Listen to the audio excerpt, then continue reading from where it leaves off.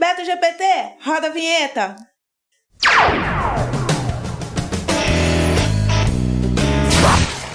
Olá, sejam todas muito bem-vindas ao podcast Menopausa Muito Prazer. Esse podcast é feito para você que está na menopausa e não sabe o que fazer. E o episódio de hoje, sim, ele é especial porque estamos em outubro, comemorando o Outubro Rosa. E sim, somos todas juntas contra o câncer de mama. E é óbvio que o podcast Menopausa Muito Prazer iria abordar esse tema. E eu trouxe aqui uma convidada muito especial, porque além de ser uma psicóloga incrível, ela também viveu esse drama.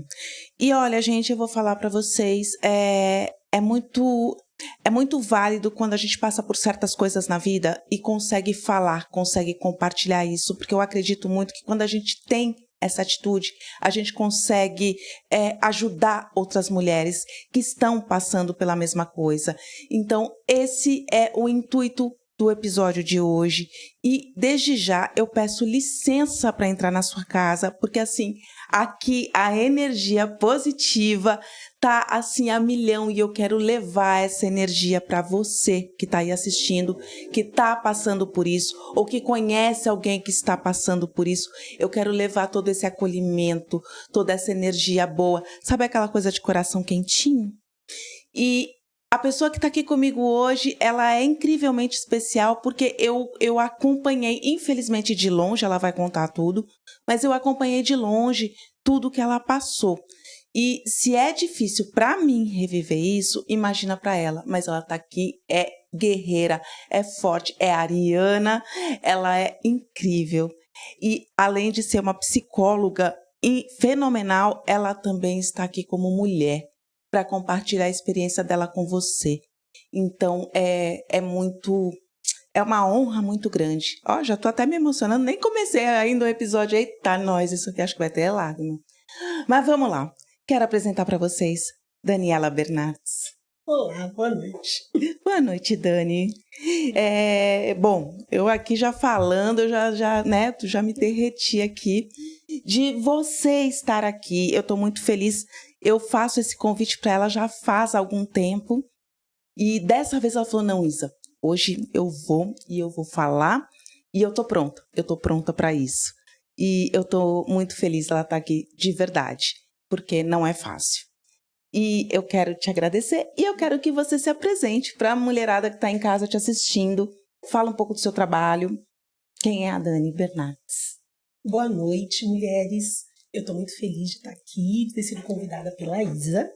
E eu trabalho com mulheres há muitos anos, há 26 anos como psicóloga, atendendo especialmente mulheres.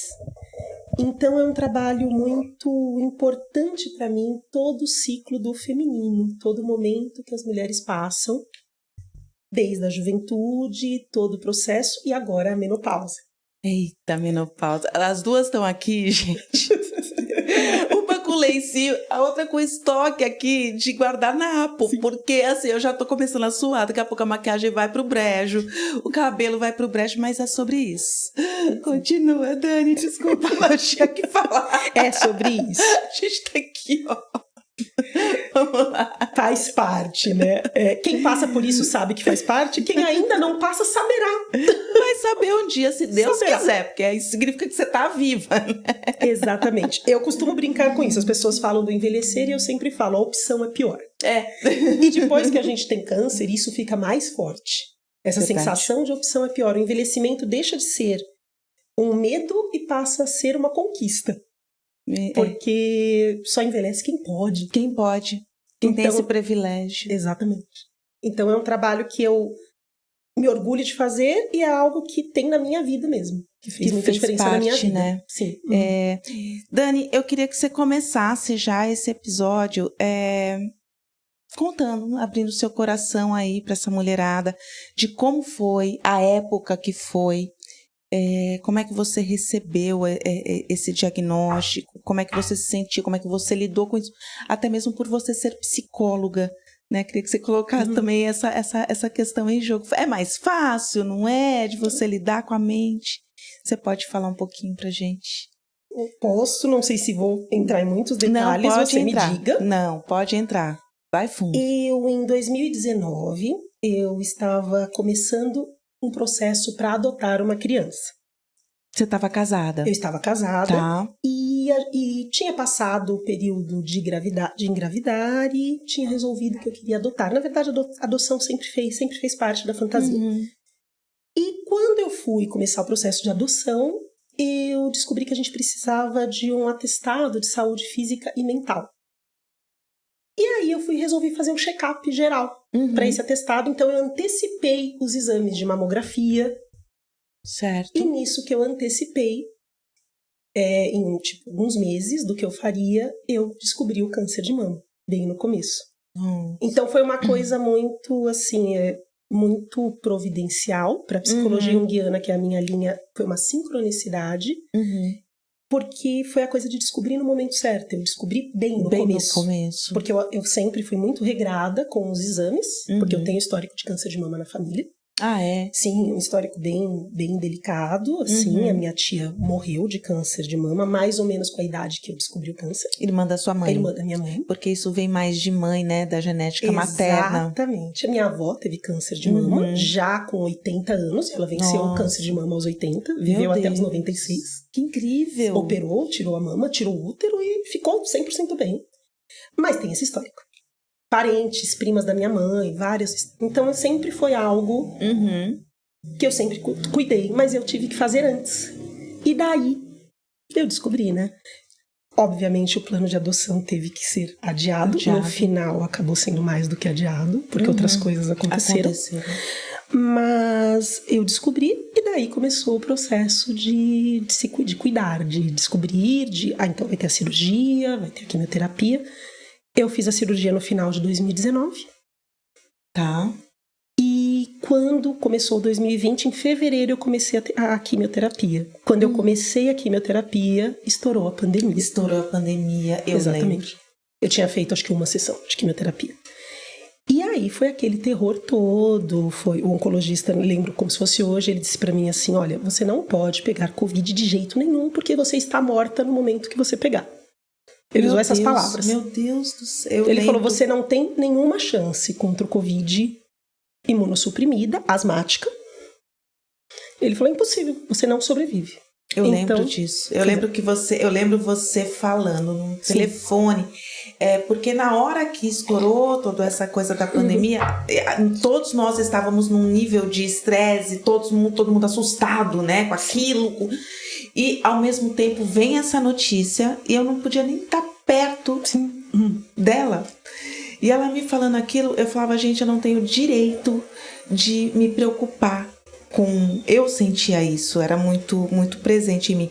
Eu não tenho direito de me preocupar com isso, com a pandemia, com o Covid, sendo que a minha amiga tá passando por isso. E mais um cenário de... E aí, assim, eu fiquei... E eu não podia nem vê-la, né? Sim, ninguém podia, né? A gente não recebia visitas, porque... Nada. E isso também... Via online, né? Mandava uma mensagem, conversava no telefone, gravava um vídeo, mas abraçar. Que é uma época que um abraço seria tão bom, tão importante, não né? Podia. E você privada de tudo aquilo e naquele cenário de terror. De terror. Eu lembro você se preparando para ir para o hospital. Conta um pouquinho disso, de todo esse... É mais válido a sua sensação. A minha eu fiquei vendo de fora e de longe, desesperada. Mas o que você passou é uma dor. A cirurgia foi antes, né, da pandemia, para minha sorte. E foi tudo muito bem.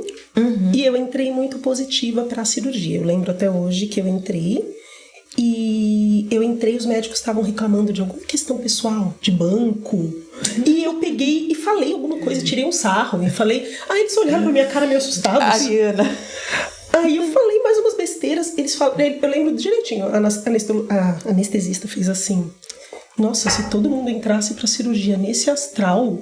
Tava ótimo. Ela falou, o que é isso, cara? Você tá fazendo a gente rir. E eu estava assim mesmo, não era fingimento. Mas quando começou a quimio, durante a pandemia, eu admito que o meu estado emocional mudou. Porque eu consegui lidar bem com o câncer dentro do possível. Sim. Mas o Covid junto com o câncer me apavorou. Eu lembro de ver notícias na TV. Dani, que cenário. Foi apavorante. Aquele momento, eu lembro das questões políticas, do mundo, eu lembro do Papa Francisco fazendo aquela oração pro mundo. E você conseguia ver? Porque eu desliguei tudo, eu não conseguia ver nada. Eu preferia ficar assim, tipo, eu vou me isolar aqui, eu vou usar minha máscara e eu não quero ouvir nada. Eu vi até um ponto. Eu lembro que eu vi até um ponto, porque é o que eu te falei, eu tava positivo. Eu tava, tipo, quando eu peguei o diagnóstico do câncer, eu sei que para algumas pessoas é meio absurdo, mas eu lembro como se fosse hoje. Eu peguei o diagnóstico e meu primeiro pensamento foi, eu não posso morrer, eu tenho meus cachorros para cuidar. Foi o primeiro, eu juro por Deus. Aí as pessoas me diziam, você pensou em marido, não pensou em não sei o quê? E eu disse, se eu morrer, marido arruma outro. Como vocês vão descobrir, não precisei morrer. Mas... Amém. Mas ele arrumou outro mesmo assim. Eu vou falar disso. Mas eu lembro que eu falei, mas meus cachorros não arrumam outra mãe. Não. E aí eu tava muito forte positiva. Mas quando as notícias começaram, a questão de vacina, a questão das pessoas dizendo que não existia nada, que era uma frescura. E eu lá naquele risco e as pessoas banalizando. Então, não banalizando a mim, né? Banalizando a situação do Covid. Então, daí eu tive eu lembro que eu tive minha primeira crise de choro. Nesse momento, eu não chorei com o diagnóstico, eu não chorei com a cirurgia. Eu chorei pelo medo pelo mundo e de tudo aquilo. Aí eu parei de ver TV. Porque aí eu comecei a assistir comédias. Eu lembro que você me mandou umas séries de comédia na época. Dani, vê essa. Eu comecei a ver comédia e desenho. E coisa besta. Sim. Coisa besta, coisa que, assim, não agrega nada. Mas assim, te distrai. Eu abri mão totalmente. Falei, não dá. Não dava pra acompanhar a notícia, gente. E show no YouTube, fazer aula de dança no YouTube, de dança do ventre. Todas as coisas. Eu desliguei e falei, não. É a melhor coisa. Porque eu precisava... focar. Naquela época eu acho que foi a melhor coisa. Eu lembro até que você comprou uma penteadeira igual a minha. A penteadeira de... Como era o nome na época? A penteadeira de maquiagem. De maquiagem com aquelas luzes. Com as luzinhas. Está lá ainda, está lá. A minha também tá aqui, adoro. Comprei durante a pandemia, isso mesmo. E ficava lá. E falei, não, vou ter uma penteadeira, porque eu vou me embonecar na penteadeira. Isso. E nisso, né? Cabelo caindo, sobrancelha caindo, todos os pelos do corpo literalmente caindo. Literalmente todos. E como foi esse processo na hora de... Você chegou a tirar o cabelo? Sim. Como é... Eu cortei curto antes. Ele estava comprido, eu sabia que ele ia cair. Eu já trabalhei, eu fiz aprimoramento em psicologia hospitalar, trabalhei em oncologia. Então você tinha um pouquinho de vivência. Além da família, como trabalho. Isso te ajudou? Ou você ficou mais desesperada, assim, por saber o que realmente acontece? Ajudou. Pra mim, ajudou. Eu vi... Na época, eu fiz o aprimoramento em psicologia hospitalar lá em 2000, há muitos anos, no Hospital Santa Marcelina. E eu vi gente morrendo, óbvio, de várias coisas, não só de câncer. Mas eu vi muita gente vivendo e se curando de casos que eram quase que incuráveis também. Que os médicos mesmo diziam, não sei como, essa pessoa... E eu tinha essa percepção, pessoas que querem viver têm mais chance. Pessoas que acreditam na vida têm mais chance. Não que isso sozinho vai resolver o mundo, mas é aquela coisa da questão da fé, né? Não é só fé religiosa, a fé de querer viver. Isso mesmo. Né? Para algumas pessoas religiosas, para outras nem tanto. Para mim, sim, sou católica, devota de Nossa Senhora Aparecida, então eu lá, firme e forte com o meu santo, com a Nossa Senhora. Mas eu... sinto que ajudou, a vivência ajudou, porque eu vi pessoas sobreviverem a cânceres muito piores até do que o meu, porque tem muitos tipos de câncer. Sim. Então, ao mesmo tempo que eu vi pessoas morrerem, eu vi pessoas viverem. E aí eu me apeguei nas pessoas que viveram. Na postura das pessoas que viveram. Por exemplo, eu acreditei que eu tinha que dizer o que eu tinha, que eu não tinha que esconder, que eu não tinha que... Quando a minha tia teve, ela escondeu. Era uma época que as pessoas falavam câncer.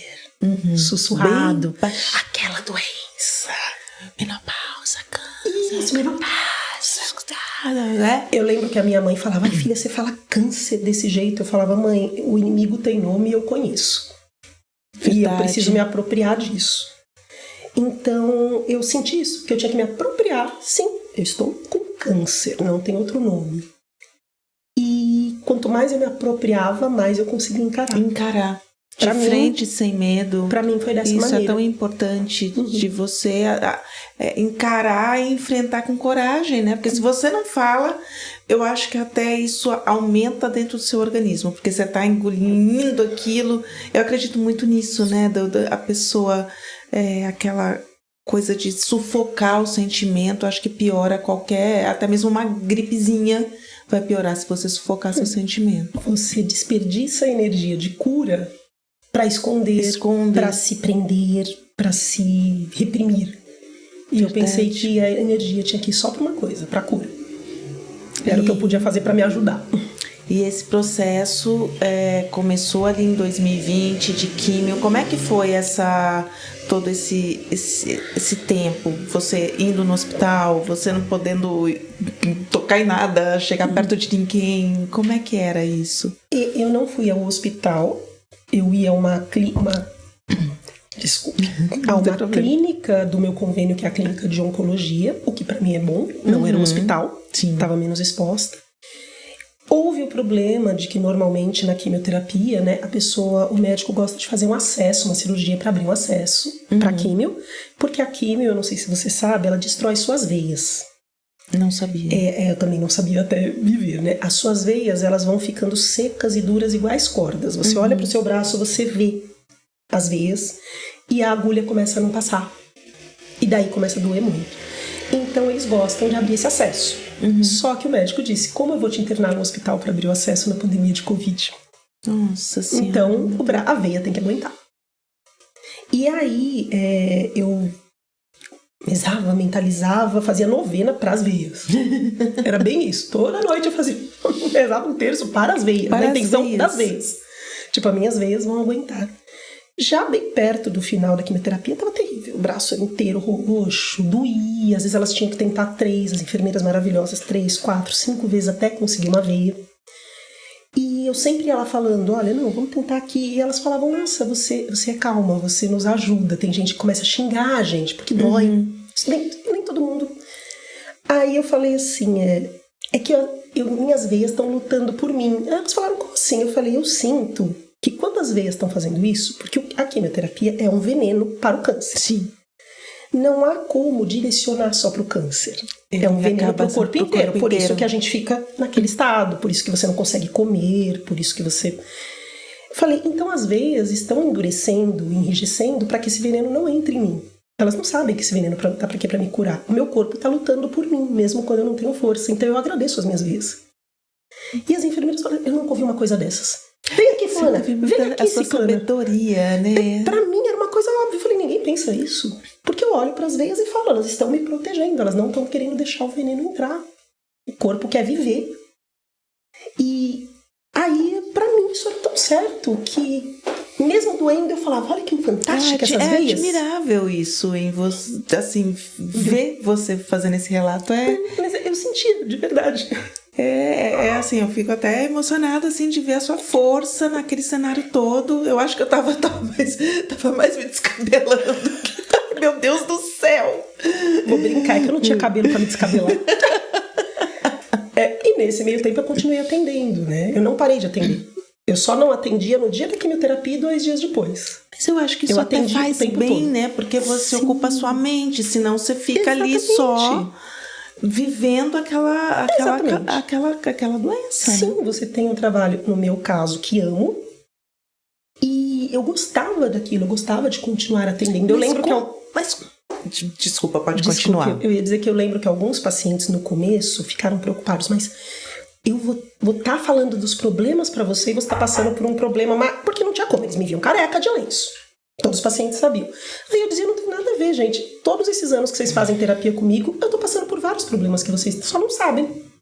Verdade. Eu falei, nada mudou. Era exatamente isso que eu ia te perguntar. Eu ia dizer assim, às vezes eu tô passando por um luto, alguém da minha família morreu, vocês não sabem. Então tá tudo bem. E eu acho que eu consegui passar isso, tanto que todos os pacientes continuaram. Nenhum se sentiu constrangido em me contar problemas que às vezes eles consideravam banais naquele momento, se bem que na pandemia nada era banal. Foi tudo um momento, a energia acho que do planeta tava totalmente sinistra, né? Exato. E as pessoas completamente Foi bem complicado. E nesse período, Dani, como era o seu cotidiano dentro de casa? Como é que você se sentia?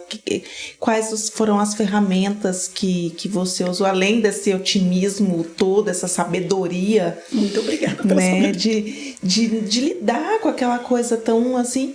Mas, assim, as ferramentas que você teve que ter dentro de casa, o seu relacionamento, como é que era tudo isso? Então, nesse período, vou até falar uma coisa, você falou do otimismo, eu falo sempre que eu não sou otimista, que eu sou do time de Ariano Suassuna, eu sou realista e esperançosa. Ótimo, adorei esse termo, eu quero esse termo também. Ele disse isso numa entrevista e eu peguei. Porque eu falei, não, eu não sou pessimista, mas eu não sou otimista, porque eu olho e falo, não, tá ruim isso aqui. Não, é ver a realidade, né? Acredito, eu tenho esperança. Então, eu tava no realismo esperançoso. No período da pandemia, minha mãe veio ficar na minha casa para me ajudar. No começo a intenção era ir e voltar, mas ela não podia ir e voltar, porque na casa dela havia minha avó com 94 anos. Então, se ela ficasse indo e voltando, eu fazendo químio, a gente podia passar alguma coisa. Então, a gente ficou nesse isolamento com a família também. Eles lá, a gente aqui. Nossa. E sua mãe morava nessa época na Zona Leste? Isso, com a família, e com a minha tia aqui e na com Zona meu tio. Sul. E meu afilhado. E eu aqui na Ipiranga. Tá. Aí morava eu e meu marido, meu ex-marido. E minha mãe veio ficar junto, então éramos nós três. Nessa época ele estava trabalhando online também. E a minha mãe em casa e a gente ali tentando fazer a coisa funcionar, né? Eu trabalhava, dormia muito, porque tinha uma exaustão, sim, do corpo, né? Me esforçava para comer, que era uma questão assim, eu percebia, eu não tinha vontade, e eu sou uma pessoa com bom apetite, que gosta de comer, mas daí eu não tinha vontade, mas eu fazia o esforço e a coisa ia. E era isso, era vídeo, era YouTube, era conversando com as pessoas. Eu comecei a fazer meditação, tinha algumas pessoas começaram a dar meditação online na época para todos, né, gratuitamente. Eu comecei a meditar, eu comecei a praticar yoga, eu já fazia pilates e o pessoal do estúdio começou a me mandar aulas. Elas são maravilhosas e elas me mandavam as aulas gravadas, então eu fazia os exercícios de pilates, eu fiz o tempo todo, todos os dias. Porque você teve um problema na coluna sério também, sim, né? Sim, eu já tinha, antes de tudo isso, eu tenho 4 hérnias de disco. E por isso há muitos anos eu comecei a fazer pilates, e eu falo sempre que é o que me mantém de pé, 100% ativa, porque meu objetivo na vida é sentar e levantar da privada sozinha, mesmo quando eu estiver velhinha. Exato. É a minha meta. E aí, então eu continuei fazendo, eu fazia exercício, eu fazia pilates, e ficava com os meus cachorros, e ficava ali com a família, né? Nesse período, eu estava bem, eu acreditava, meu ex-marido estava me dando muito apoio, eu acreditava que eu estava sendo muito amada e bem cuidada. Porque a gente se une. Não é nem questão disso, né? A gente espera isso, né? Não é nem... A gente espera isso. Sim. Seria o normal. Eu estava casada há 9 anos. 9? Não, na época acho que 8. Por aí. E aí, até então, nada mais se falou sobre a adoção, pausa. Não, nem dava. Vocês chegaram a entrar com Tínhamos feito o começo do processo. Ah, tá, porque o processo é longo, né? Imagina, se você precisa do atestado de saúde física e mental, você tá com câncer. Você já foi descartada da fila. Até ter uma cura total, você não pode. E tá certo, né? As crianças para adoção já perderam tanto, aí você vai lá, adota e morre. Precisa ter a esperança de que a pessoa esteja saudável para cuidar. Sim. Então, ficou, quando passar a pandemia e eu me curar, adotaremos. E aí, terminou a quimioterapia, consegui, as veias aguentaram, teve um intervalo. Quanto tempo você fez, Dani? Eu vou te dizer que eu tenho uma dificuldade de lembrar exatamente. Foi, acho que de fevereiro a final de julho. Bastante. Mas eu admito que eu tenho algumas coisas que eu não sei se eu não lembro exatamente, porque eu tive um apagão de memória mesmo. A quimioterapia altera muito a memória. Tem essa questão, tanto que eu fazia palavra cruzada e tal pra manter a cabeça. Ou se eu meio que bloqueei algumas datas. Mas foi entre fevereiro e agosto, por aí. Porque eu lembro que daí logo começou a rádio, que foi até outubro, novembro. Desculpa a minha ignorância. A rádio, ela é menos intensa que a químio, não? Para mim foi. A radioterapia, para algumas pessoas, causa queimaduras. e daí as pessoas sofrem bastante. Pra mim não teve. Eu tive essa sorte, eu não tive queimaduras, eu não tive... A radioterapia pra mim passou... Tranquila. E o corpo já tava começando a se recuperar, cabelo começando a crescer devagarinho. Então a radioterapia foi bem mais tranquila. Mas eu sei que não é assim pra todo mundo. Sim. Algumas pessoas têm queimaduras feias com a rádio, cria-se bolhas. Diz que dói demais, a pele abre. Eu até tive alguns problemas com a pele, mas não foi pela radioterapia. Tá. E aí, continua. Você estava falando de relacionamento. Sim, daí eu estava na radioterapia, acho que eu estava... Eu não me lembro agora se eu tinha terminado a radioterapia ou se estava no finalzinho da radioterapia. Tá. Quando eu descobri que meu marido estava me traindo. Né? E foi um baque horroroso. Durante aquilo, você numa fragilidade tremenda. Um casamento longo. 9 anos. Exatamente. E uma pessoa que se demonstrava muito apaixonada por mim. E aí, a expectativa e realidade. Quem é essa pessoa? O que é isso? O que está acontecendo aqui? Onde é que eu tô? Tudo de uma vez. Sim. Eu vi um estudo, me corrija se eu estiver falando alguma besteira aqui. Isso aconteceu com a Preta Gil também, né? E isso acontece muito com mulheres. Eu não lembro, acho que fizeram um estudo que tinha uma porcentagem altíssima de divórcios de homens que não aguentam, né, lidar com esse processo e acabam desistindo, que é o inverso quando é a mulher cuidando do homem. Exatamente. Quando eu contei na época para o meu oncologista, ele, um cara bem contido assim em algumas coisas, ele soltou um palavrão. Falou assim, ele ficou tão transtornado, ele falou: eu não aguento mais ter paciente que passa por isso, eu não aguento mais esses caras abandonando as mulheres. Eu não aguento mais. Quando esses maridos começarem a vir pra consulta, eu já vou chutar eles na porta. Ele ficou muito bravo. E a reação dele me fez ver o quanto era comum. Porque, sabe assim, você viu o cara, tipo, pô, de novo. Mais um. Então, assim, eu já sabia disso, eu trabalhei no hospital. Eu vi isso acontecer, eu vi várias mulheres sendo deixadas. Na época que eu atendi no hospital, eu não conheci nenhum homem que foi deixado durante o tratamento de câncer. Não estou dizendo que não aconteça. Sim, pode acontecer. Mas estatisticamente nem existe a numeração. Assim, e de mulheres o número é altíssimo. Gente, que triste isso. Sim. Até nisso a gente, né, tem que passar por essas coisas, né? Sim, é horrível. É horrível. E é muito. E eu acredito que isso é muito culpa da questão cultural mesmo. Com certeza. Né? Porque se não existisse esse machismo, não existisse toda essa coisa, eu acho que eles pensariam duas vezes, eles teriam mais... Há uma permissividade, né? Eu lembro que meu ex-marido disse assim, porque eu não confrontei imediatamente. Minha mãe estava em casa, a gente fechada a pandemia. Então, como é que ele conseguiu Ele já tinha voltado a trabalhar presencial. Então eu não sei em que momento isso aconteceu. Na verdade, eu peguei mensagens por acaso. Eu não tinha o hábito de olhar celular.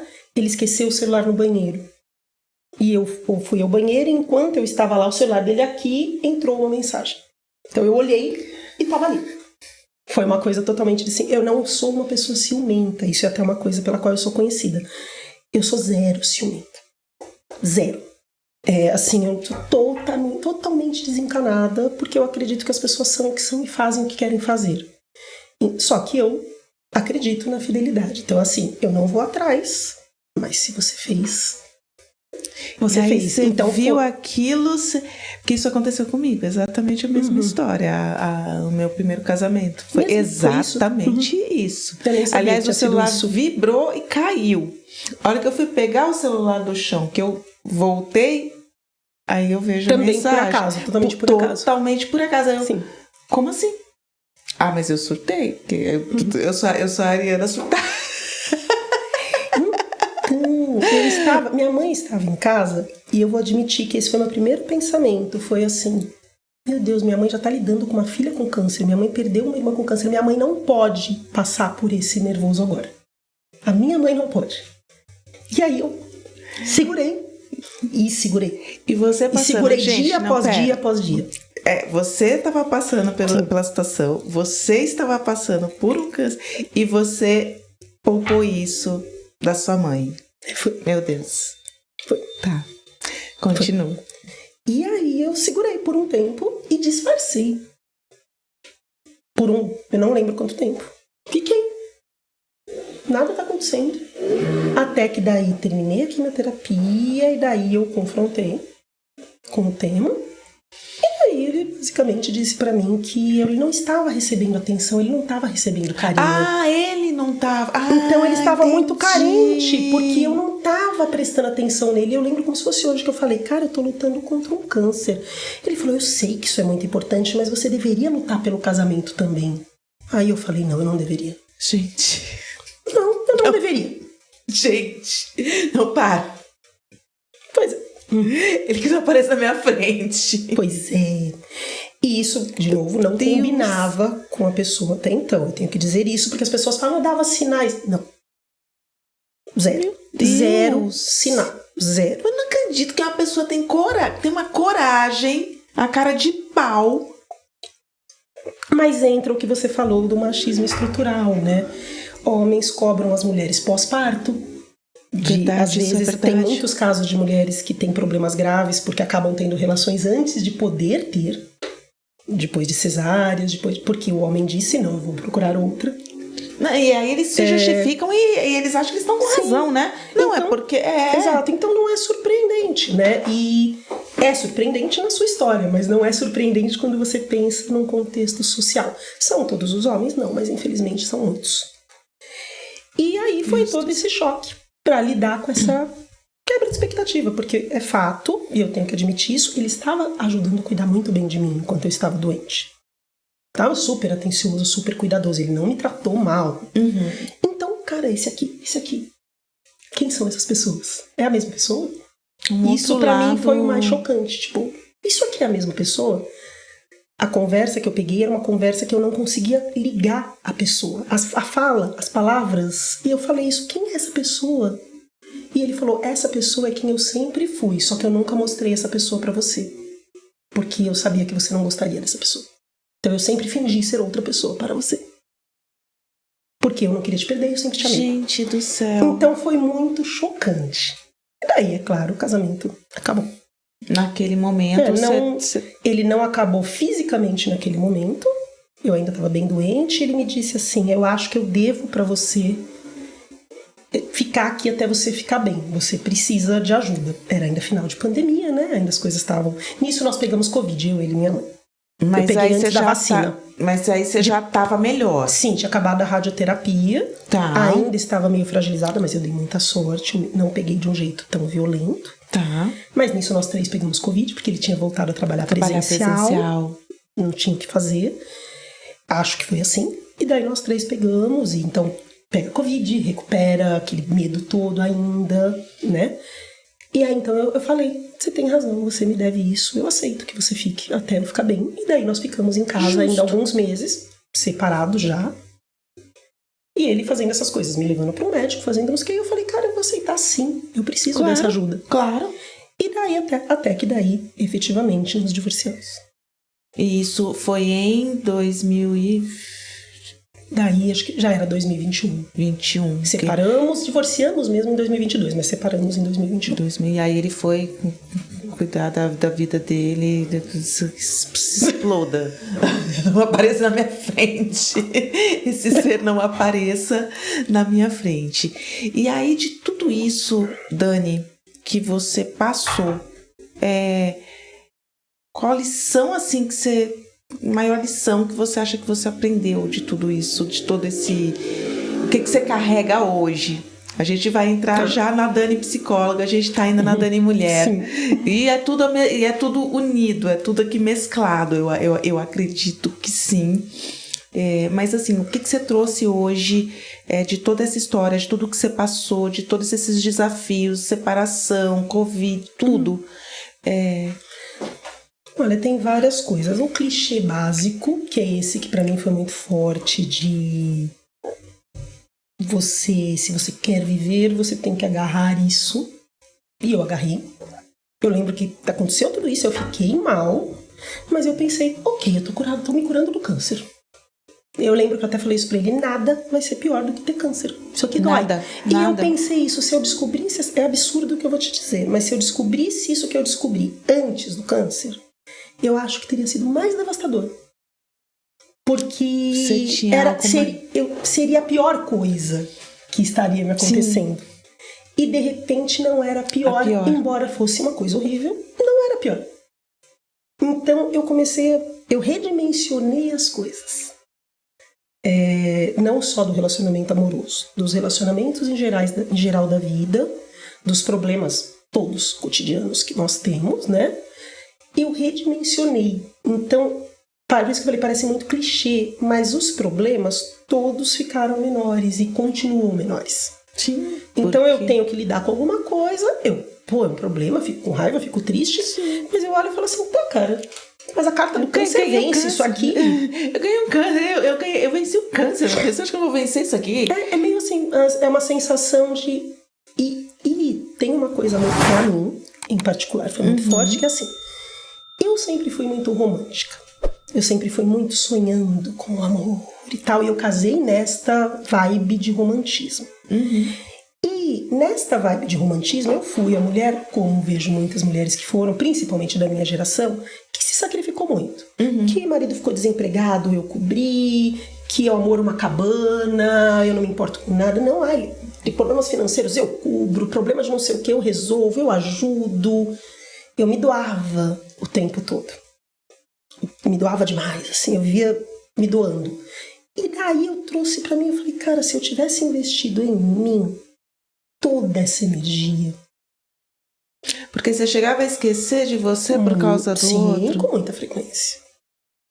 Eu literalmente mesmo cheguei, não passei fome, não cheguei a isso, mas um período que tivemos dificuldades financeiras, eu literalmente organizava a comida da casa pra ter mais pra ele e pro Felipe e menos pra mim. Porque eu priorizava.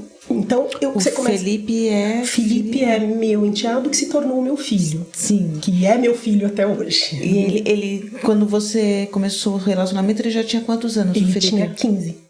Ele tinha 15 e daí ele veio morar comigo. E morou comigo até adulto. Ele tinha saído de casa 1 ano antes dessa situação do câncer. Estava morando com a namorada. E o Felipe é meu filho, se tornou meu filho. Eu amo o Felipe imensamente. Eu falo que eu conheci o Marcelo para ter o Felipe. Para ter o Felipe.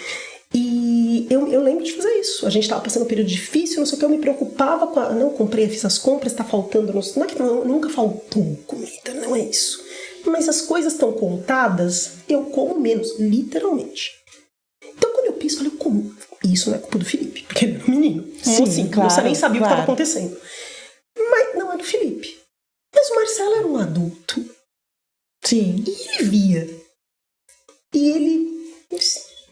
Tá bom. Então, quando eu olho pra trás e eu lembro disso, eu penso, cara, quanto eu me doei e quanto eu olhei pouco pra mim. Porque tudo, uma vez que você está se doando, mas você está olhando para você, ok. Sim.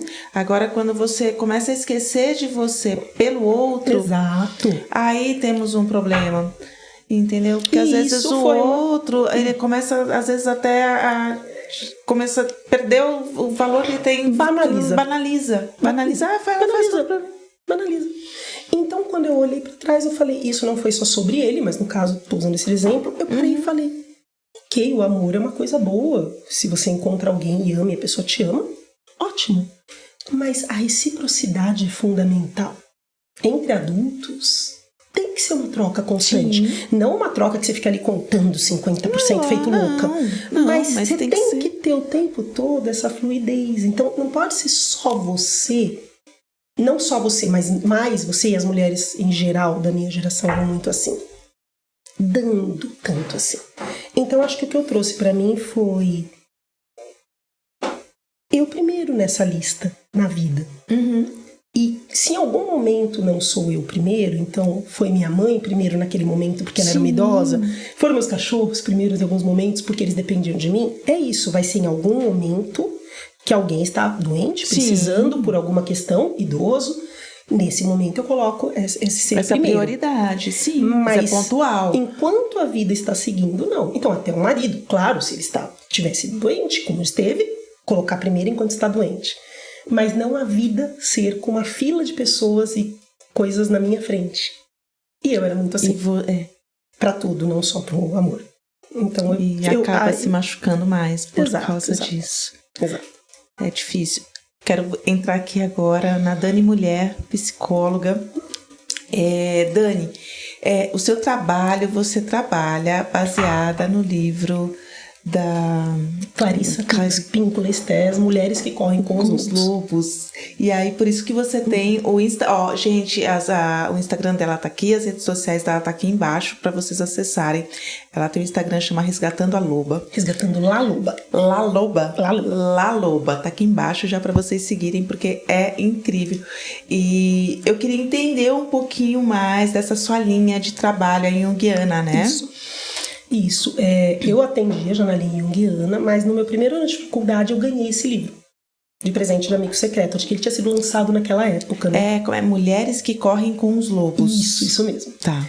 E aí eu li, e eu lembro que eu li, eu estava no primeiro ano de faculdade, e eu falei, nossa, é assim que eu penso. Eu sempre falo que a linha de trabalho que eu segui, ela não me escolheu, ela se encaixou em mim. Eu li e falei, mas eu penso isso aqui. Eu não tinha teorias, eu não tinha bagagem. Eu tinha 20 anos e estava começando, mas eu pensava daquele jeito. E aí foi onde eu fui nessa direção para ser uma psicóloga junguiana e com mulheres trabalhar na linha da doutora E.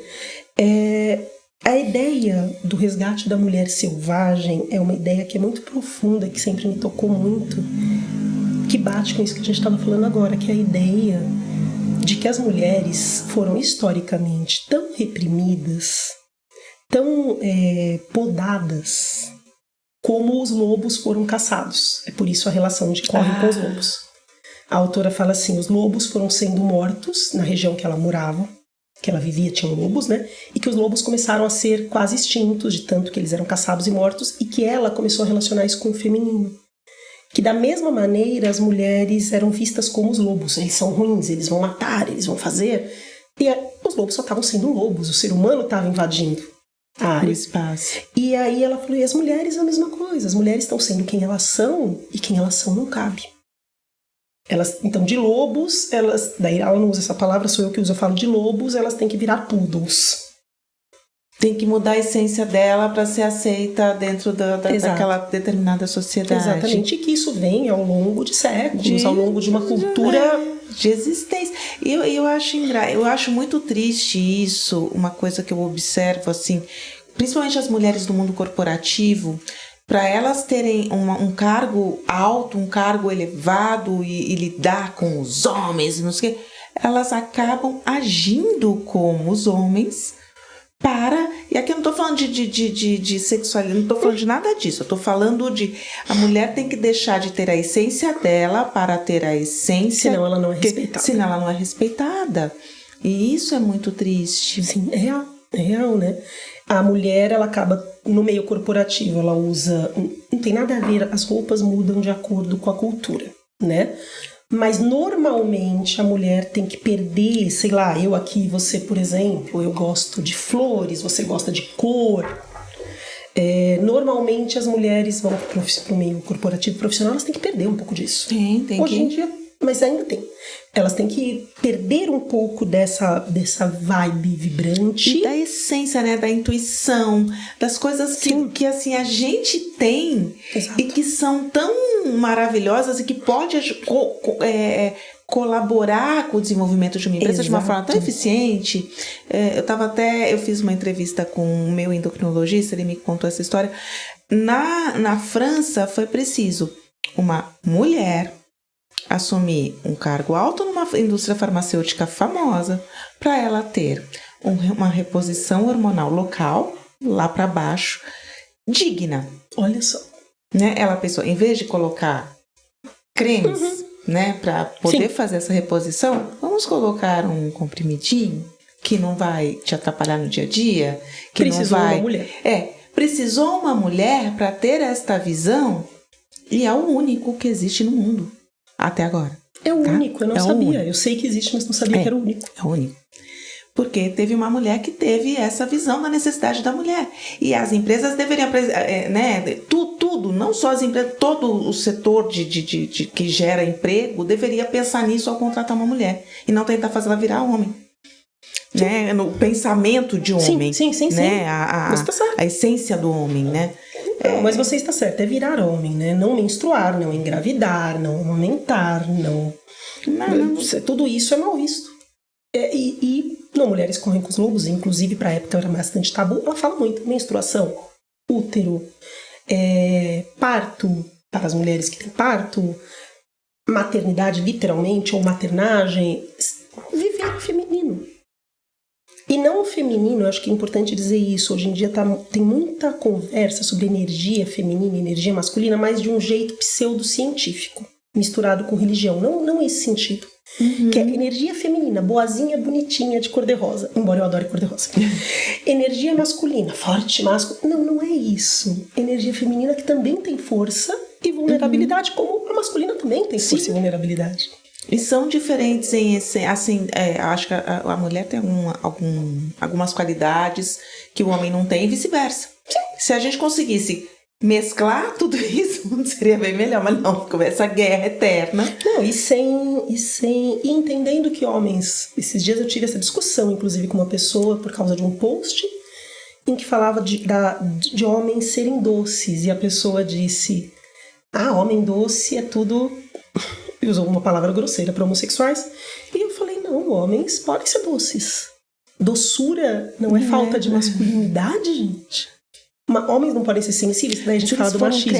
Aí entra aí, exatamente. Então, a forma como eles foram criados é para acreditar nisso. Homem não chora. Homem não pode ser doce e mulher não pode ser forte. E daí, quem crê que é essa?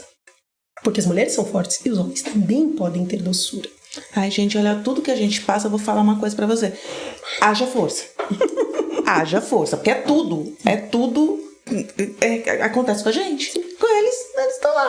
Testosterona tudo em dia. Se não tiver, já teve os homens lá pra construir um azulzinho lá pra eles, pra resolver o problema. A gente...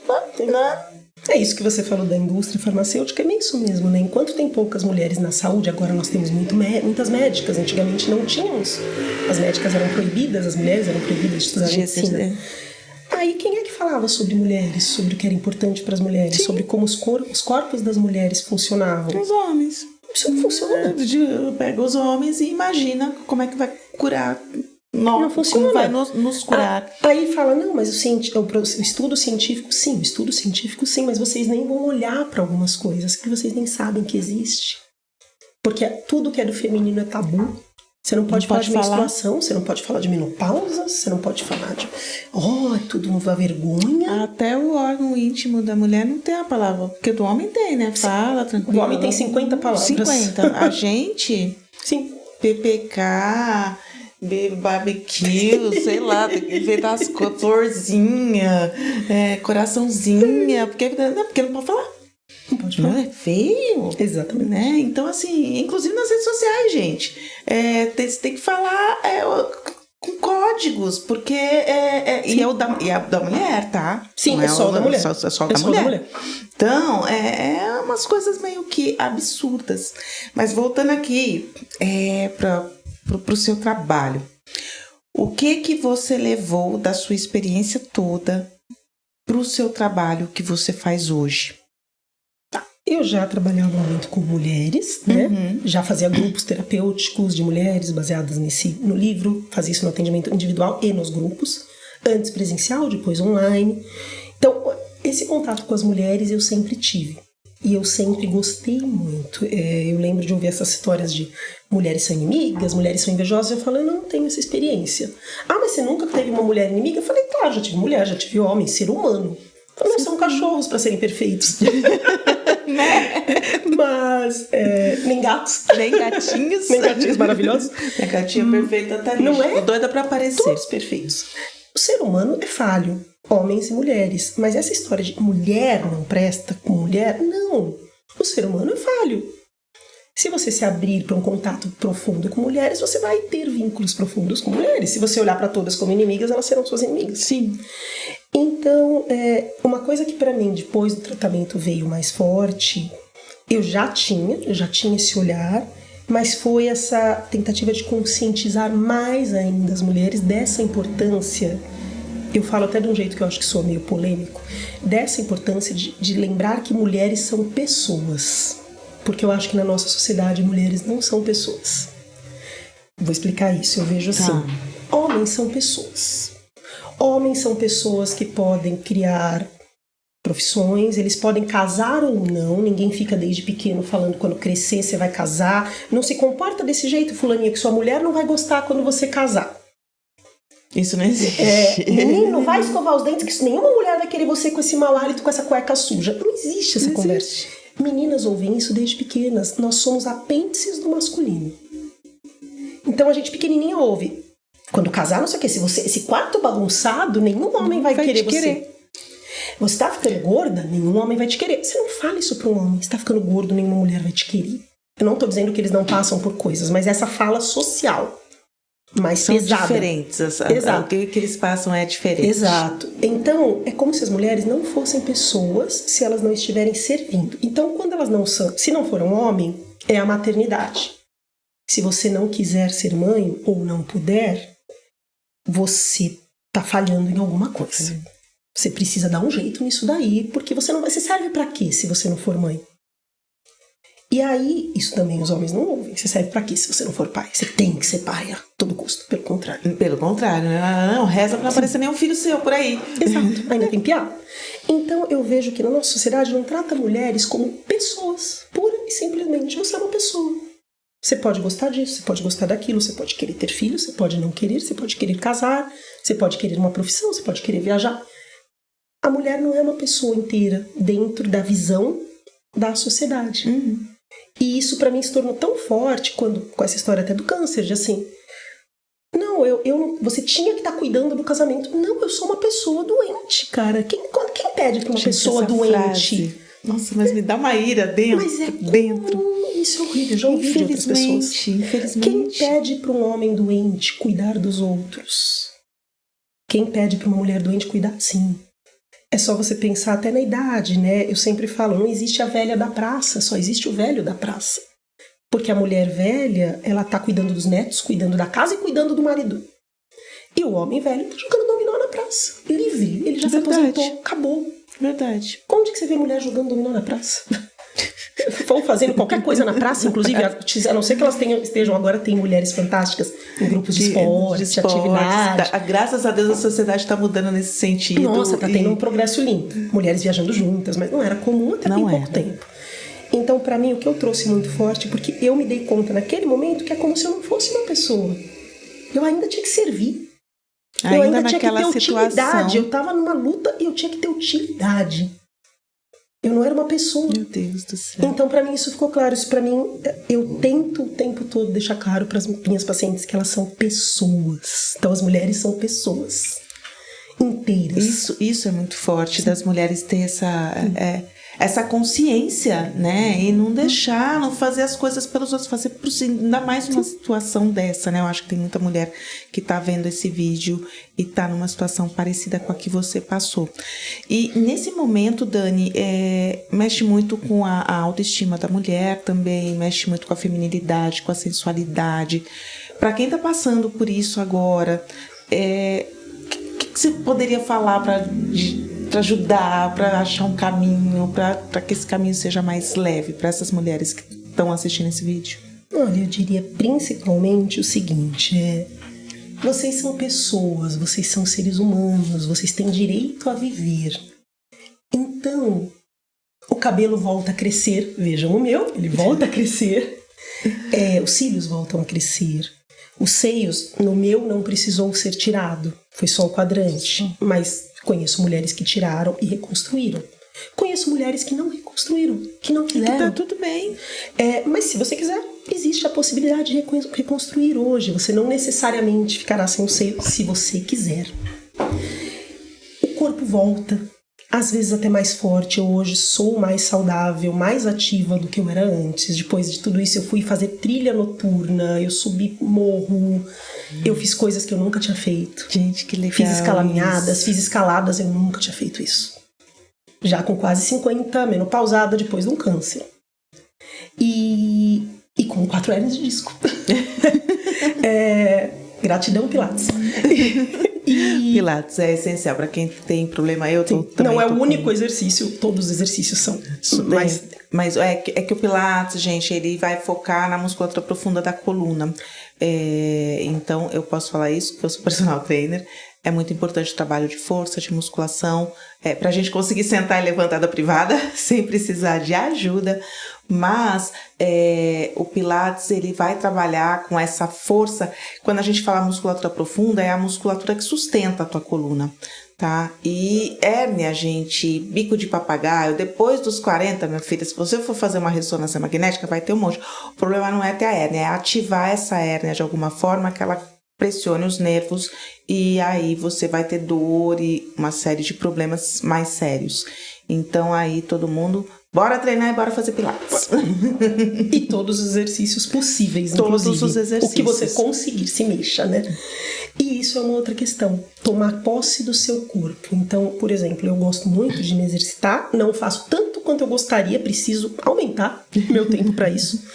Mas eu quero que meu corpo exista da melhor forma, né? Saudável. Exato. Bem, de você. Não é só estética, não é só vaidade, é você. Isso mesmo. Você quase perdeu o seu corpo, porque você, né? Você passou por uma das piores situações que a vida que existe aqui nesse planeta. É uma doença muito triste e você vencer. Você dá valor pro seu corpo, dá valor pra sua saúde, dá valor pra... Isso aí é essencial, né? Então eu diria isso, eu acho que assim, se aproprie, o corpo é seu. Eu tô fora de forma, eu tenho vergonha de ir pra academia, eu tenho vergonha de botar maiô na natação. Cara, o corpo é seu, vá nadar. Vai nadar. O corpo é seu, vá se mexer. Você é sua. Eu acho que isso... então eu quero... mas eu também ligo pra estética. Eu quero ficar bonita. Fique pra você, não só pra ser desejada, não só pra ser olhada. Quer ser desejada? Legal. Mas fique pra você se olhar e falar, tô feliz com isso aqui. Tô feliz, tô bem, tô alegre. Se aproprie. Eu acho que essa pra mim é a maior descoberta. Me apropriar do corpo por mim. E daí, todo o resto, ele vai. Então eu vejo as mulheres muito desesperadas com o câncer. O cabelo cai, meu Deus, Tem mulher que sofre demais com essa questão do cabelo, né? Até porque na mídia passa muito isso. Exato. E eu vou dizer, cabelo não é nada. Você perde sobrancelha e cílio. Perder o cílio é um horror. Porque além de você ficar esquisita sem sobrancelha e cílio, é a proteção. O seu olho dói. E eu não sei se você sabe, quando a gente perde o cabelo na químio, não é só que o cabelo cai. Quando ele começa a cair, o couro cabeludo dói muito. Você sente os fios saindo. É uma sensação horrenda. Por isso você raspa. Por isso você não espera cair tudo. Porque dói pra dormir. Eu não sabia disso até passar também. E aí, eu lembro que na época eu falei... É que daí veio a pandemia, então também tudo mexeu. Mas eu lembro que na época até minha tia se ofereceu. Ela falou assim, quer comprar peruca? Eu vou ver umas perucas pra você. Super fofa. E eu falei, acho que eu não quero peruca. Não sei se não tivesse a pandemia, se eu ia querer, porque daí eu estaria mais na rua.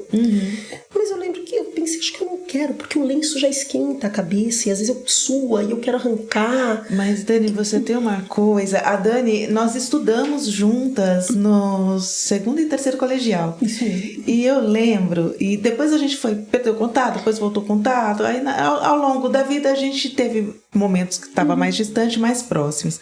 Mas eu lembro que nessa fase, ela fez um corte de cabelo curtinho. É mesmo? Eu falava, gente, a sua cabeça é linda. Eu tinha esquecido. Porque não é qualquer pessoa que fica bem com a cabeça raspada, né? Uma Monique Evans de cabelo raspado. Nossa, tá maravilhosa, né? Belíssima. Não, e ela cortou o cabelo curtinho, eu falava, Dani, você tem o rosto, você pode raspar esse cabelo, você vai ficar lindo. Obrigada. Eu nem lembrava que eu tinha cortado na época, é verdade. Nem você lembra disso? Eu falei pra você. Falou mesmo. Não é mentira. Eu lembrei disso agora. Você falou mesmo, lembrei. Você me deu um apelido que na época era o nome de uma loja que eu nem sei se ainda existe. Porque era tudo... Era uma loja moderna que você falou que você me deu o apelido por causa de uma modelo de um desfile que usava o cabelo curtinho. Foi uma coisa assim, da época. Assim. Eu lembro disso. Não lembro o apelido, mas eu lembro dessa brincadeira. Porque você falou, você tá igual a modelo tal de tal marca. Sim, é verdade, eu tinha esquecido. Mas eu acho que é essa sensação. Então, assim, não tô dizendo, o seu cabelo cai, isso não importa. Importa, mas ele vai crescer. Porque ele cresce. Tudo vai passar. E o meu, inacreditavelmente, quando começou a crescer branco. E eu falei, nossa, eu vou ficar de cabelo branco. Porque ele começou a crescer muito, assim, grisalho. E depois ele escureceu de novo. Eu tenho bem poucos fios brancos. Ele tá natural, não tá pintado. E aí eu falei, que coisa louca. O cabelo começou a crescer branco, dele escureceu. E eu só ficava olhando, tipo, vamos ver pra onde esse cabelo vai, cara. Qual é a dele agora? Então, o seu corpo se recupera. O ser humano tem uma capacidade de recuperação impressionante. Impressionante. E acreditar também nisso. Sim. Meninas que estão passando por isso, acreditar.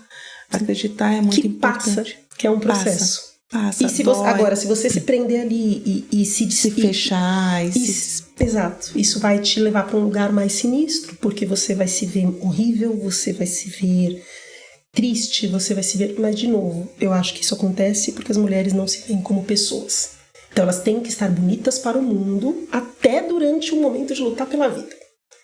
Então não é um momento que a gente precisa disso. Se quiser sim, mas não precisa. Você precisa estar forte e precisa estar saudável de novo para poder curtir a sua beleza como for. Você falou uma coisa agora que me veio um paradoxo, porque você sempre foi uma pessoa de servir e hoje você fala disso, né? Dessa apropriação de você. Né? E eu acho que, desculpa se eu estiver enganada, me corrija, por favor, mas eu acho que tudo isso que você passou foi para você também aprender a se apropriar de si também. Com certeza, eu acho. Eu acho que tinha algumas coisas das quais eu tinha consciência, outras eu não tinha. Então, eu acho que eu com certeza me apropriei mais de mim. Me apropriei mais do direito de ser eu, nem sei explicar direito, do direito de ser como eu sou quando eu quero ser. Então, por uma coisa bem boba, maquiagem, eu gosto. Mas antes disso, eu me maquiava todos os dias. Eu ia trabalhar sempre maquiada e de salto alto. E aí, hoje, eu trabalho online hoje, então o salto alto realmente não cabe. Mas, hoje, às vezes eu me maquio e gosto. Às vezes, eu vou até pra uma festa sem maquiagem nenhuma, porque naquele dia eu não tô afim. E eu não me sinto, nossa, mas tal lugar você precisa ir de maquiagem.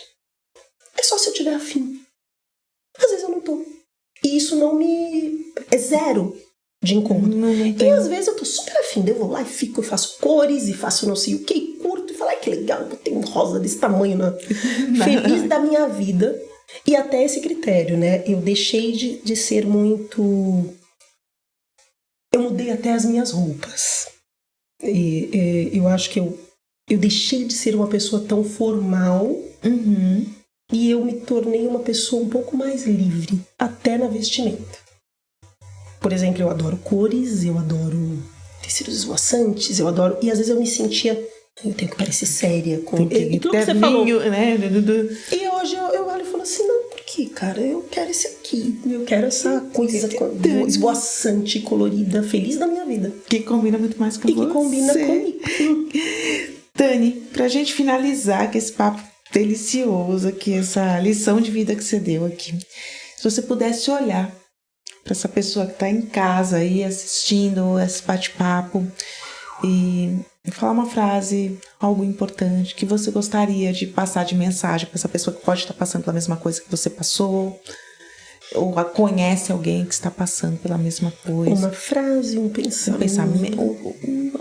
Alguma mensagem que você queira passar para essa pessoa. Vamos lá.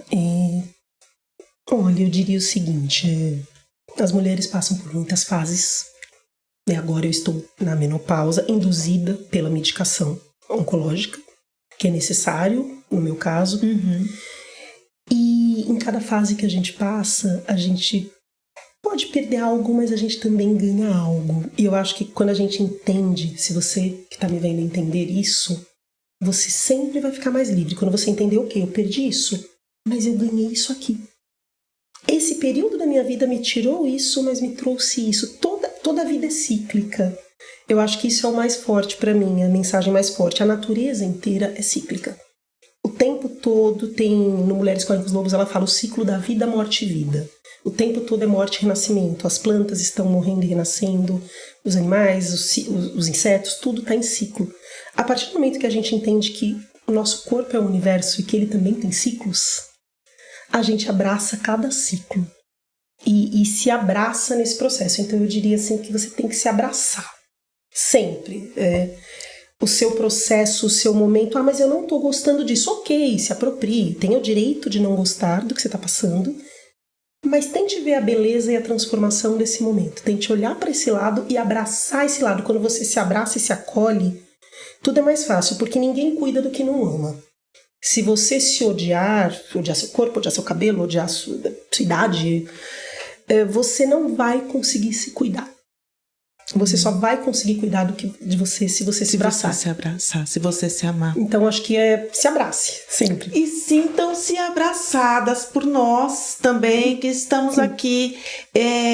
Para mim foi um privilégio ter essa pessoa incrível aqui, se abrindo, sendo verdadeira, falando de tudo que a mulher passa, tudo que a mulher sofre, em todos os contextos.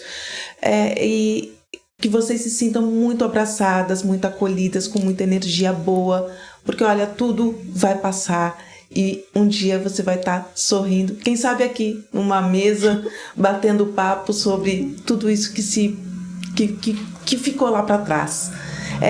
Deixa um like nesse vídeo, compartilha com uma amiga que você acha que pode ajudar, e inscreva-se nesse canal, porque aqui é como o meu chat GPT falou ontem, eu tô criando um multiverso da Mulher 40 a mais. Adorei isso. Já vou pegar, já vou adotar. Então é isso. E por hoje eu quero agradecer vocês por ficar aqui até o final. Deixa um comentário, deixa um coraçãozinho. Siga a Dani nas redes sociais. Me siga nas redes sociais também, que tem muita coisa importante e boa por lá.